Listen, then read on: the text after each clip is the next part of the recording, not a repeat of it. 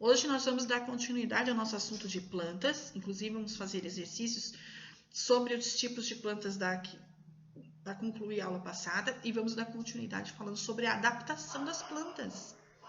Isso mesmo, elas também têm que se adaptar. Quando a gente sente frio, a gente se adapta ao frio, usa roupa quente. Quando tá calor, a gente se adapta ao calor, usa roupa... E as plantas, como é que elas fazem? Os diferentes ambientes, eles oferecem condições diferentes à sobrevivência dos seres vivos. Alguns seres vivos apresentam características que permitem que eles sobrevivam em condições ambientais que talvez outros seres não conseguiriam. Por exemplo, um bode no fundo do mar. Não tem como, né?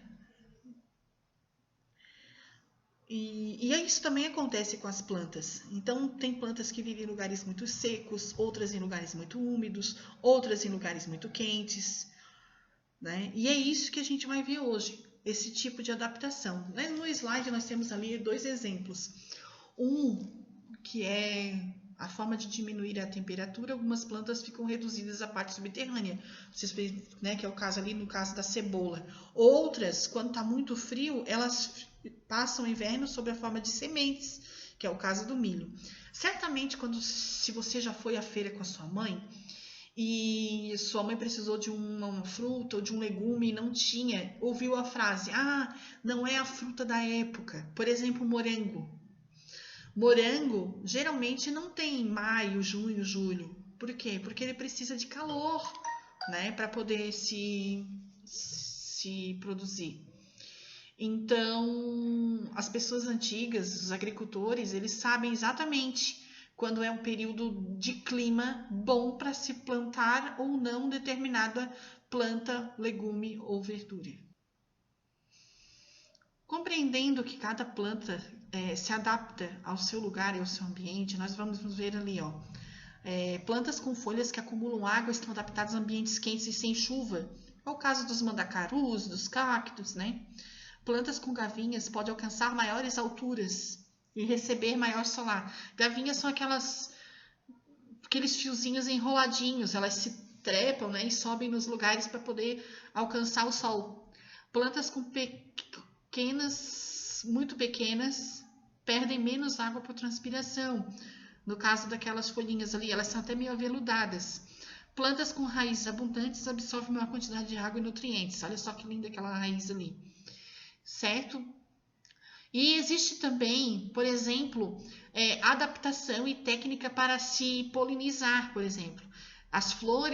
Algumas flores exalam perfume para atrair os seus insetos, ou elas possuem formatos diferentes que se camuflam na natureza. Então, existem vários tipos de exemplos de adaptação das plantas à natureza.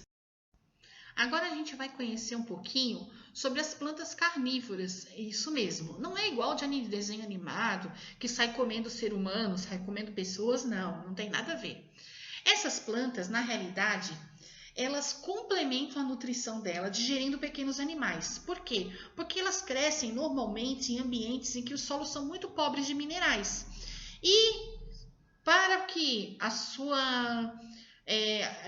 digestão e sua complementação de nutrientes seja 100%, elas precisam se alimentar desses bichinhos.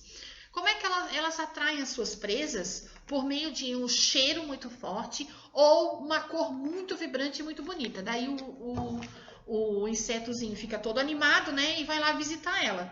Quando ele se aproxima, as folhas dela funcionam como uma armadilha, se fecham e prendem o bichinho. E assim elas complementam os nutrientes necessários que ela precisa. Prof, então elas não fazem fotossíntese? Fazem sim, fazem também fotossíntese, mas não é suficiente, justamente porque o solo onde elas vivem são muito pobrezinhos, tá? Não tem toda a vitamina que elas precisam. Outro exemplo de adaptação de plantas são os cactos. Os cactos, eles vivem em lugares muito, mas muito secos. Justamente porque o formato deles das folhas deles permite que eles armazenem água por muito mais tempo, né? Algumas características comuns que contribuem para a retenção de água: as folhas mais grossas, como a prof já falou, folhas modificadas em espinhos, o que também reduz a transpiração, raízes grandes e profundas, capazes de absorver grandes reservas de água do solo, caules com cascas grossas, que são impermeáveis, então retém mais, né, a água. E elas gostam mesmo de calor, né? Elas vivem bem em lugares mais secos.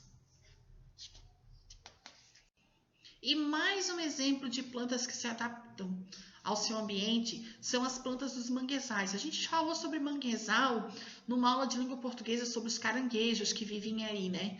Então, essas plantas, elas vivem nesse ambiente inóspito, completamente encharcado de rios ou de mares.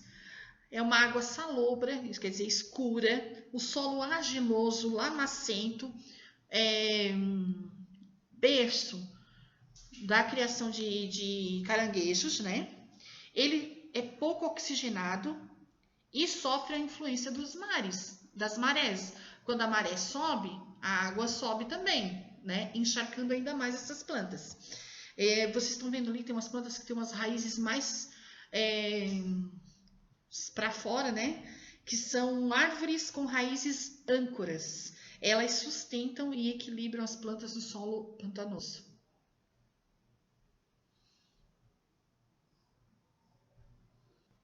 E assim a gente encerra o nosso conteúdo de plantas.